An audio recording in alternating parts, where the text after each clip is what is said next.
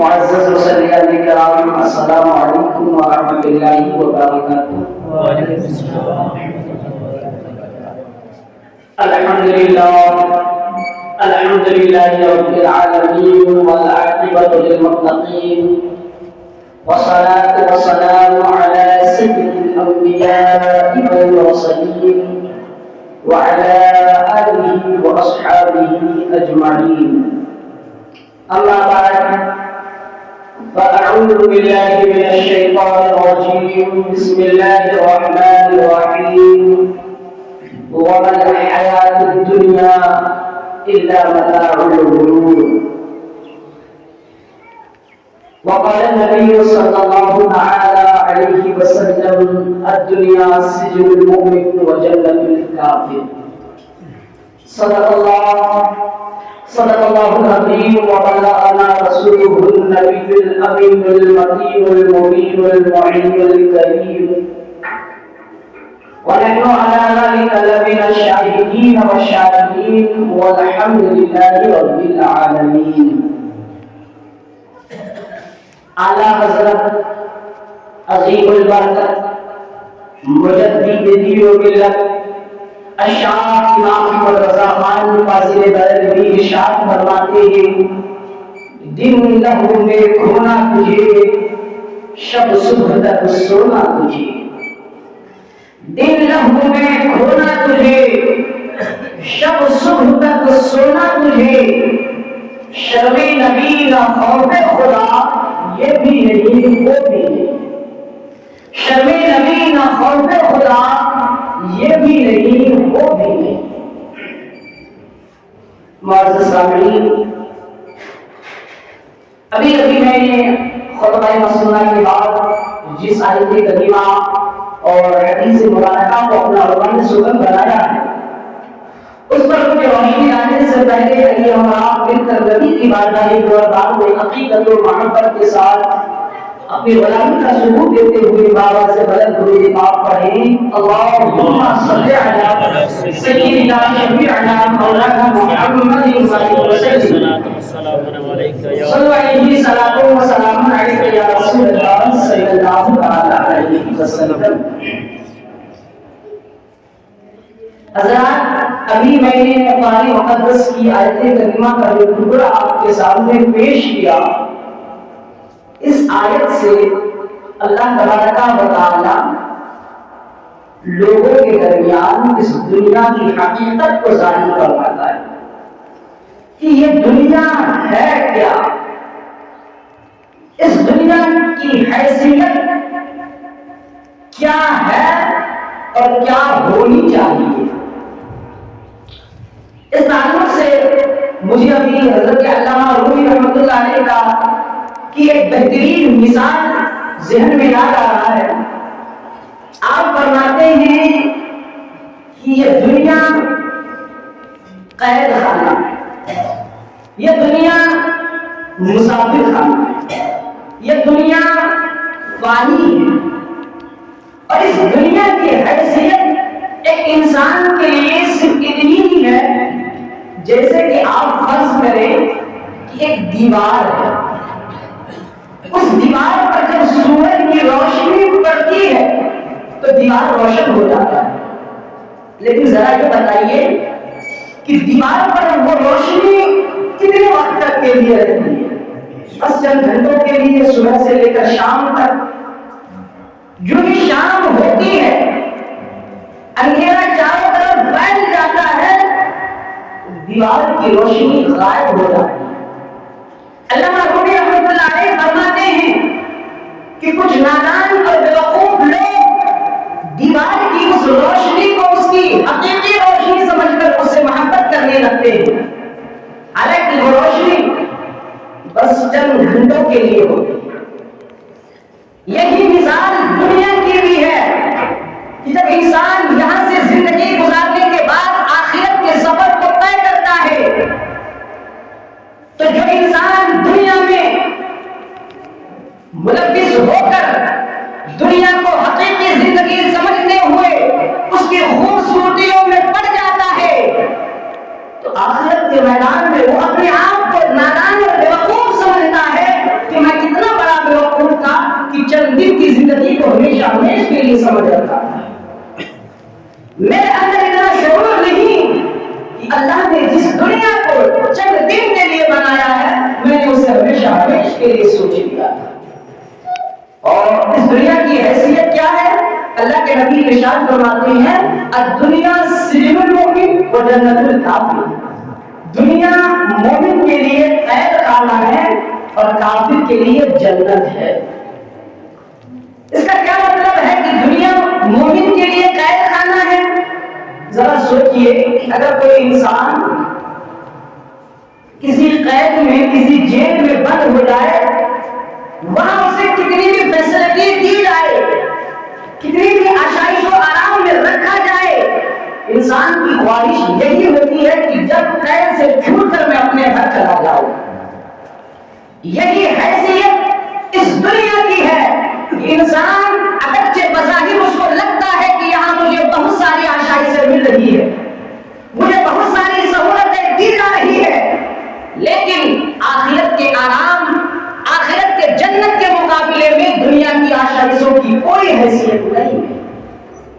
اور دنیا میں کافر کو جنت اس لیے کہا گیا ہے کہ کافر کو جہنم میں اتنا عذاب دیا جائے گا کہ دنیا کی یہ جو رنگینی ہے اسے اپنی جنت معلوم ہوگی کہ ہاں میں دنیا میں بہت اچھی طریقے سے رہ رہا تھا، دنیا میں میری زندگی بہت اچھی طریقے سے گزر رہی تھی۔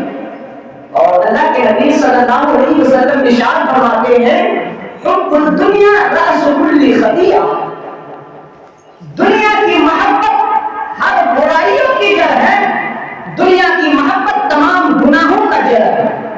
ہم دیکھ بھی رہے ہیں، اس کا مشاہدہ بھی کر رہے ہیں کہ وہ انسان جس نے دنیا سے زندگی سے دنیا میں اپنی لو لگا لیا، دنیا سے محبت کر لی، صرف دنیا کمانے اور دنیا میں مستغرق ہونے کے فکر میں ڈوب گیا، انہوں نے آخرت کے فکر کو چھوڑ دیا، انہوں نے آخرت کے فکر کی کوئی پرواہ نہیں کی۔ اللہ کے نبی صلی اللہ علیہ وسلم ارشاد فرماتے ہیں، بات آپ کو یہ بھی بتاؤ کہ اگر کوئی انسان یہ چاہے کہ میں دنیا کو بھی لوں اور آخرت کے بھی لوں تو یہ نہیں ہو سکتا۔ اچھا یہ کس طور پر نہیں ہو سکتا ہے؟ سب سے پہلے ہمیں یہ سمجھنا ہے کہ دنیا ہے کیا؟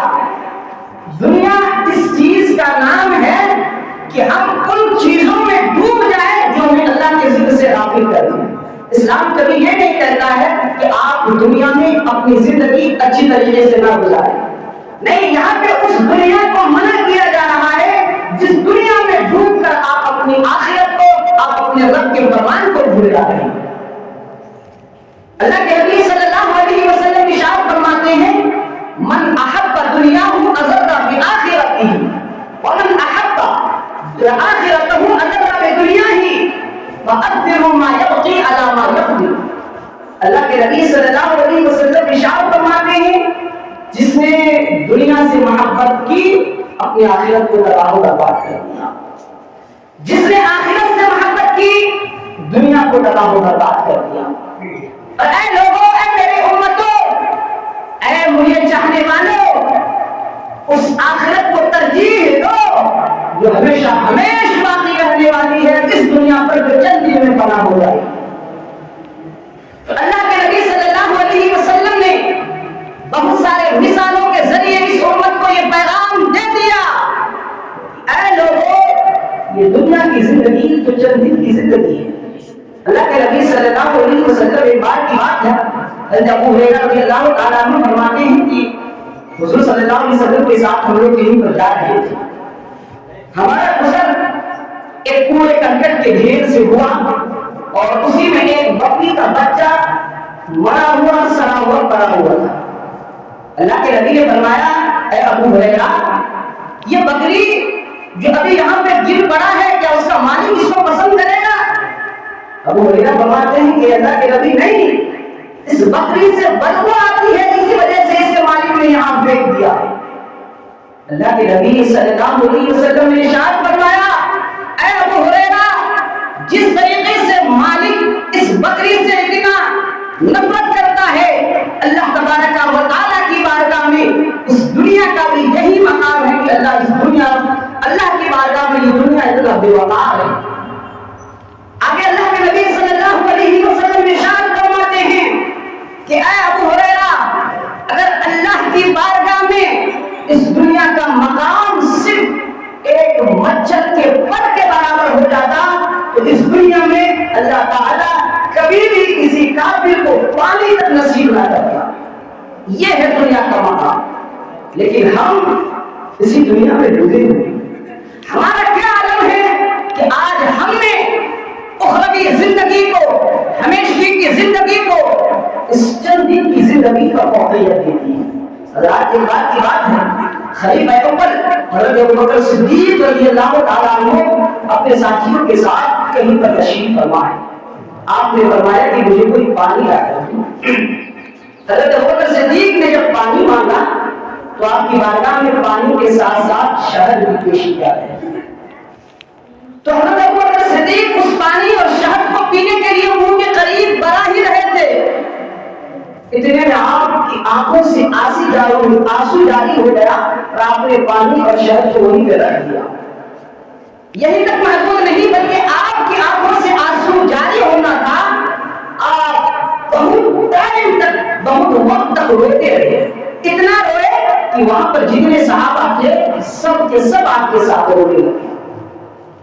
حضرات محترم، حضرت زید بن ارقم صحابی رسول فرماتے ہیں کہ ہم لوگ حضرت ابوبکر صدیق کے ساتھ رونا شروع کیے، روتے رہے، ہم لوگ رو کر تھک گئے، خاموش ہو گئے، حضرت ابوبکر صدیق روتے رہے۔ آخر میں حضرت زید بن ارقم فرماتے ہیں کہ میں نے تعجب ہو کر حضرت ابوبکر صدیق سے پوچھا، اے خلیفۃ المؤمنین، آپ تو مسلمانوں کے سردار اور بادشاہ ہیں، آخر آپ کو کس چیز سے رلایا ہے؟ آپ کے رونے کی وجہ کیا ہے؟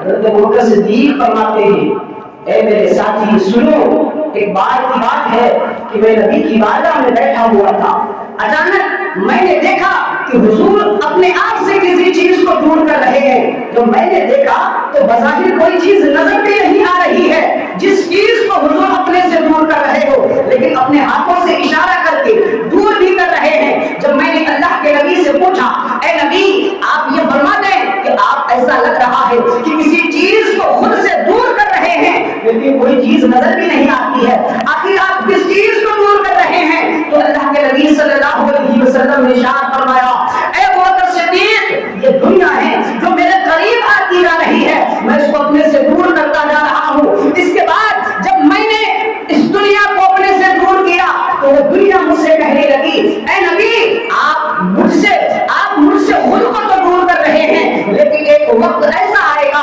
کہ آپ کی امت مجھ سے محبت کرنے لگی۔ اور آج وہ وقت آ گیا، آج اس زمانے میں ہم لوگ اپنی زندگی گزار رہے ہیں کہ لوگ اپنی زندگی کو دنیا کی زندگی کے طرز پر، اس کے طریقے پر گزار رہے ہیں۔ حالانکہ اللہ نے قرآن میں صراحت کے ساتھ ارشاد فرما دیا ہے، وَمَا الْحَيَاةُ الدُّنْيَا إِلَّا مَتَاعُ الْغُرُورِ، دنیا کی زندگی صرف دھوکے کا سامان ہے، دنیا کی زندگی صرف دھوکے کا سامان ہے۔ یقین مانیے سب کو یہ بات معلوم ہی ہے کہ ہر شخص کی عمر متعین ہے۔ آپ نے کتنے ایسے لوگوں کو دیکھا ہوگا کہ آپ کی آنکھوں کے سامنے آخری سانس بھی پر چلے گئے، اور یہاں پر بیٹھے ہر ایک شخص اس بات کو بخوبی جانتے ہیں کہ انسان کی عمر تقریباً 60-70 سال ہے، اور پھر ہر ایک شخص اپنی عمر کی کس اسٹیج کو ہے، 40, 50, 20, 30۔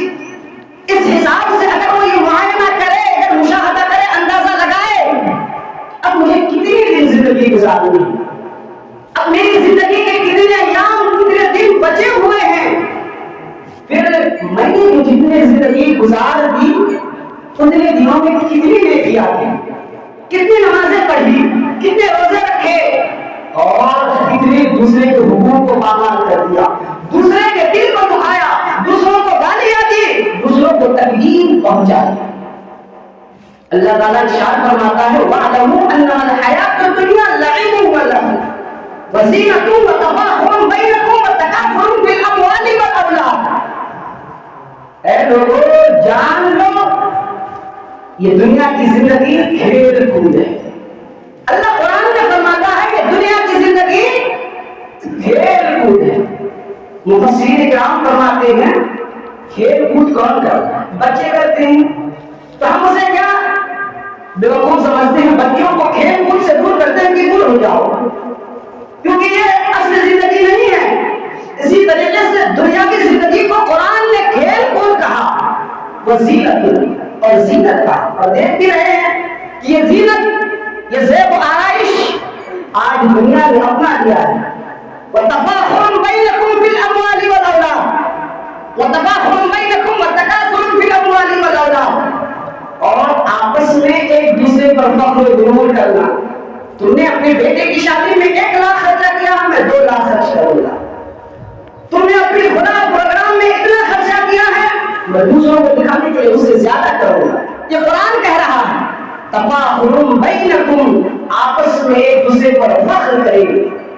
وتکاثر فی الاموال والاولاد، اور انسان مال کے ذریعے اور اولاد کے ذریعے ایک دوسرے پر فخر کرے گا. مال کے ذریعے اور اولاد کے ذریعے ایک دوسرے پر زیادتی چاہے گا. تمہارے پاس 2 بیٹے ہیں، میرے پاس 3، میں تم سے بڑا ہوں. تمہارے پاس 1 مکان ہے، میرے پاس 2 ہے، میری حیثیت تم سے زیادہ ہے. یاد رکھیں یہ دنیاوی حیثیت دنیا ہی میں رہ جانے والی ہے. اللہ کے نبی صلی اللہ علیہ وسلم ایک بار صحابہ سے فرمانے لگے، اے صحابہ میں تمہیں یہ بتا دوں کہ یہ دنیا کیا ہے. صحابہ نے عرض کیا یا رسول اللہ صلی اللہ علیہ وسلم ضرور رہنمائی فرمائیں کہ یہ دنیا کیا ہے. صحابہ کے مجمع کو لے کر چلے اور ایسی جگہ پر پہنچے جہاں پر چاروں طرف سے کچرا پھینکا ہوا تھا.